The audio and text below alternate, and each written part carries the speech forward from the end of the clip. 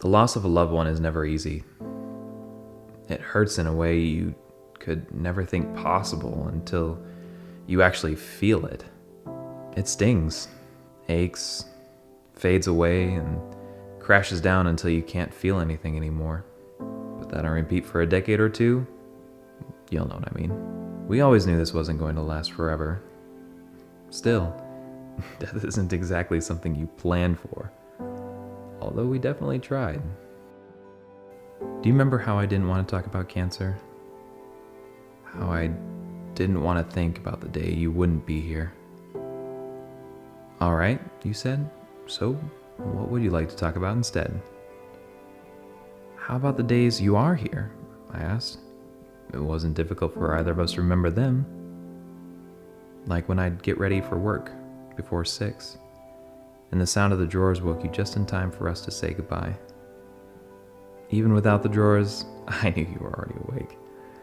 I'd look over at you and find you watching me. Just watching. With the same look I fell in love with all those years ago. Whenever I came home from one of my deployments, you always made the trip to meet me at the dock. Traveling became difficult for you towards the end, but I really didn't care.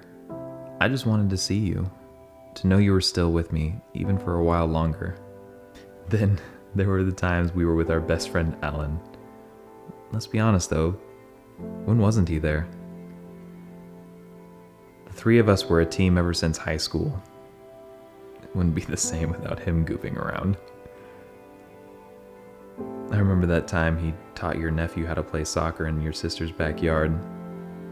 Who knew a nudge that small was enough for him to decide he wanted to coach soccer for the rest of his life? Sometimes that's all you need to figure out what you want to do, isn't it? I think we both realized back then it was only a matter of time until he had his own kids. Coach Alan Downing, the soccer dad. Sounds like a good superhero name, don't you think? And then there we were again. Talking about the day you might be gone. It's like death was calling us, jabbing on his wristwatch, as if the cancer was going to take you right in front of my eyes. That's when the idea hit me. How about we make a deal, I proposed. Since we both know we're going to have to say goodbye someday, I want us to promise that no matter what, we'll be able to move on from the pain. No matter how hard it gets, no matter how many times we have to cry, we'll always remember that there's a light at the end of the tunnel for both of us. It's like that time I used to be afraid of the dark. You'd tease me about it because how the heck am I supposed to become a soldier if I was useless after sundown? Well, I'm not anymore. Thanks to you. You told me that there was nothing to be afraid of because the darkness is only temporary. The sun's gonna come up again. The light's always gonna be at the end of the tunnel. When the time comes, you can't fight it anymore. I'll understand. And with a little bit of time, I'll tell you the exact same thing you told me to say when I overcame my fear. I'm free.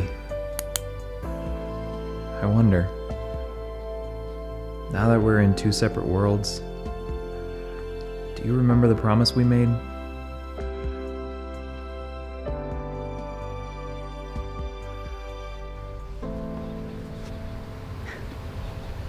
Hi, honey.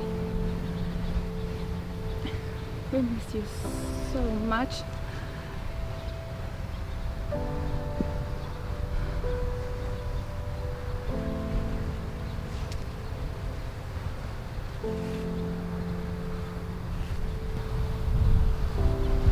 Aren't you going to tell him about the cancer?